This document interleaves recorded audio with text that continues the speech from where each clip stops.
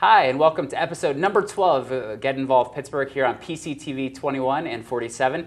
My name's Tom Baker, and I'm your host for the show. Hope that you enjoy watching our Jefferson Award-winning Get Involved Pittsburgh television program here on PCTV 21. Been doing it for a couple years now. Always enjoy doing the show, and we've got a great slate of guests here for episode number 12. We're focusing on the idea of being empowered in Pittsburgh. We've got one of the co-authors of the book, Empowered in Pittsburgh, that's going to be with us here in just a minute or two, Ashley Boyne-Schuck.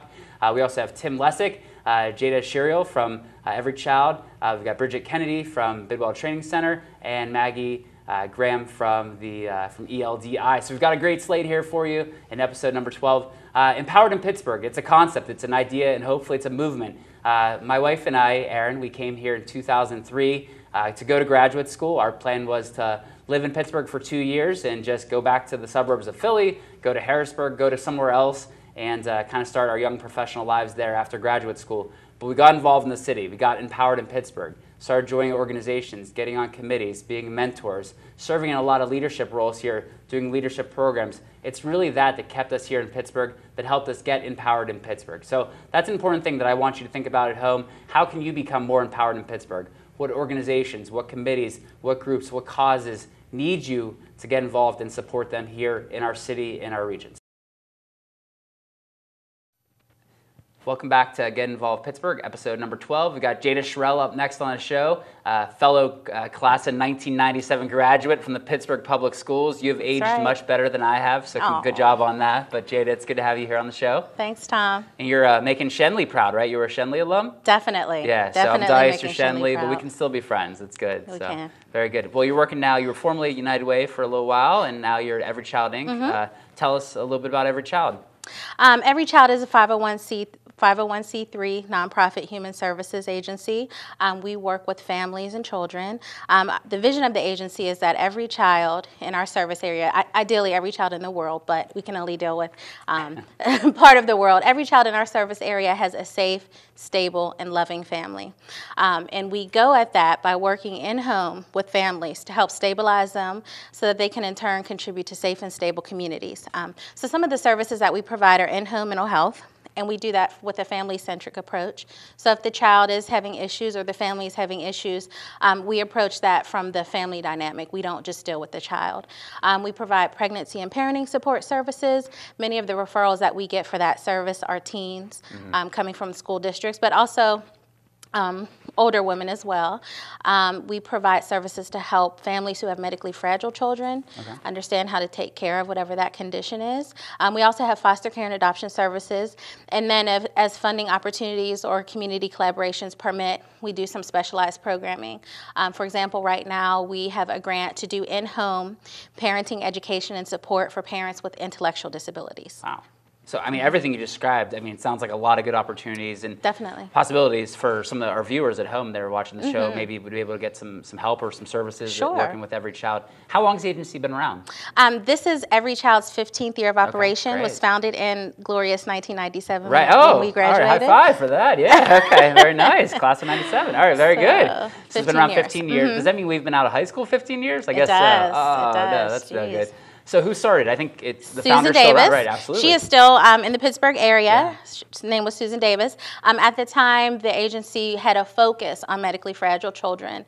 And we have since broadened our focus, still really focused on children having safe, stable, permanent, loving families, but understanding that family takes on so many different definitions and dynamics. We deal with LGBTQ families. We deal with like I said, foster families, facilitating communication between a birth parent and a foster parent for the sake of the child. So we have really just broadened our focus to meet the needs of changing society. Great. Let's think, well, now with Jada Shiriel, how did you end up in this nonprofit world, right? So we both work at nonprofits. It's amazing if you go back to when you're 15, 16, 17 years old. I don't know that either of us dreamed about working for nonprofits, but it's a good sector. And maybe for anyone watching at home that's like, that sounds like kind of cool. You could work for Every Child or Big Brothers Big Sisters. How did you end up working in the nonprofit world?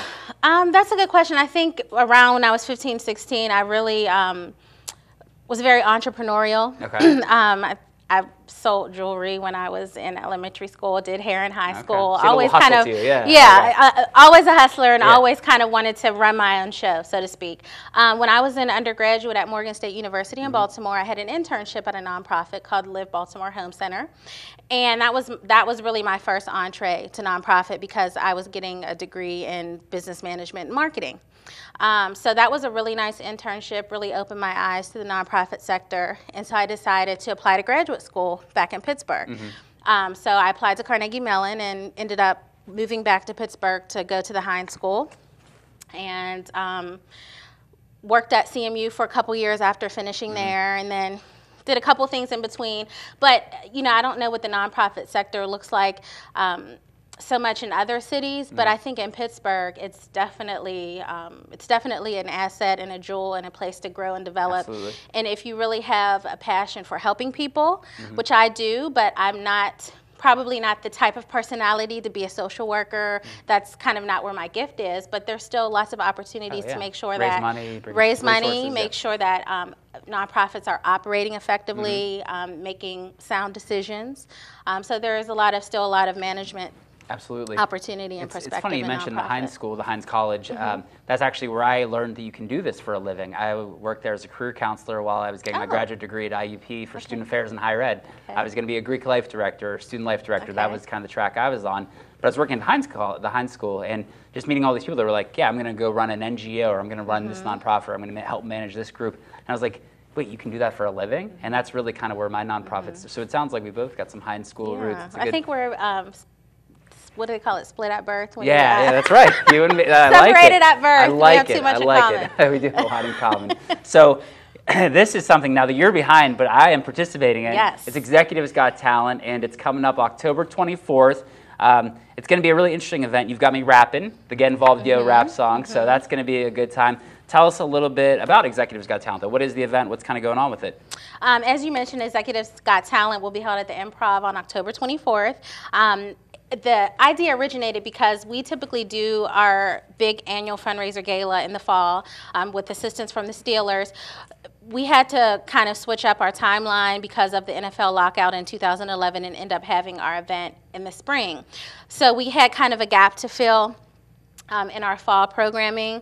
So we were kind of thinking, I was brainstorming with our executive director, and I came up with kind of a comedy night, so to speak, and then I thought, well, everyone's not a comedian. I don't want to kind of push people, because I wanted it to be representative of the nonprofit community, but I didn't want to have to push people to try to be funny if they weren't. So I said, why not do an America's Got Talent style variety show? Get some high recognition nonprofit executives from around Allegheny County. We actually even have someone from Westmoreland County. Get them to showcase kind of their other side, what they do after their 9 to 5, and hope that the Pittsburgh community will come out and support. Absolutely. So I people think better come watch us, right? Yeah, they better. They better. Yeah. I think it's going to be a fun event.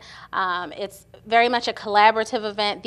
So we have 8 acts, 7 external, and our own executive director at Every Child, volunteering your time to help every child. Absolutely, yeah. So we are very honored to have that level of participation and level of collaboration in our nonprofit community. We're excited. Like I said, it's going to be a blast. We also have a headline comedian, Aaron Kleber, and then we have an MC, Bruce Jones, who's also a local comedian. So it's a fundraiser for every child, but the attendees are definitely getting their money's worth with seeing people that they have heard of, maybe be in meetings with, but have never seen this side of them. And then you actually get to real, I want to call them real, not that you're not real. Oh, no. Act. But you get two real comedians Aaron Kleber, in the mix. He is the real deal. He was one of our judges at we have a talent showcase in honor, in memory of my dad, actually, every summer. So Aaron was one of our judges for the comedy section. He's an amazing comedian, though. He's a great act you got there. And it looks like you've got a lot of good organizations represented here for Executives Got Talent, so it should be a fun night. Thanks for the invite. Working on my rap lyrics, working on my outfit, working on my backup, all that good stuff. So I'm going to bring it, Jada. I hope everyone's ready. Well, you better bring it, because the audience, as well as a panel of judges, will be judging the top 3 acts. Okay, wow. So, okay, that's a lot of pressure. Okay, very good. So that's October 24th. A lot of good stuff going on with Every Child. How can people keep in touch with you? How can they learn about Every Child if you just want to share with our viewers out there? Sure. So you can always visit our website, which we keep updated, www.everychildinc.org. We're also on Facebook and Twitter, Every Child Inc. We have, in addition to this October event, during the holidays as we move into Thanksgiving and December, we have several different initiatives that we do for our families. During Thanksgiving, we want to make sure that families have a sense of normalcy and are able to enjoy a Thanksgiving meal together. A lot of our families are low income, financially struggling, and it's hard to put food on the table nowadays with food prices and gas prices. So we solicit community donations so that we can have provide Thanksgiving meals to each and every family we serve. We do an angel tree gift drive in December. Our junior board, which is younger professionals in the city of Pittsburgh who help us with basically reach out to the younger professional community. They do a happy hour called Turkey Toast every November. So visit our website, stay tuned for that. You may hear about it coming up. The location is to be determined and the date is to be determined, but it will be in November. We usually hold it in the Strip District. Again, cool. That's called Turkey Toast. And people come out to that. It's usually a $5 entrance fee, and wherever it's held, they donate that right back to us. Drink specials and appetizer specials. And we always accept monetary donations. With the funding environment and just the type of service, the intensity of service that we provide, monetary donations are always welcomed. They're always put to good use. We track our outcomes, all those best practices. Evidence-based, right? Evidence-based programming. You got to be evidence-based, right? Definitely. Very good. Well, making Class of '97 proud for sure, making Pittsburgh Public Schools proud. Very good. Thank you so much for sharing with us, Jada. Jada Sherrill from Every Child Inc. Thank you for being on the show. It's great to spend some time with you here today. So we've had Jada, Ashley, and Maggie so far on the show. We're going to mix it up. We're going to bring a young male leader here in the community up next. Tim Lessick from Global Solutions Pittsburgh is going to be here in just a minute to share about all of his programming. And we'll be back in just a second with Tim Lessick.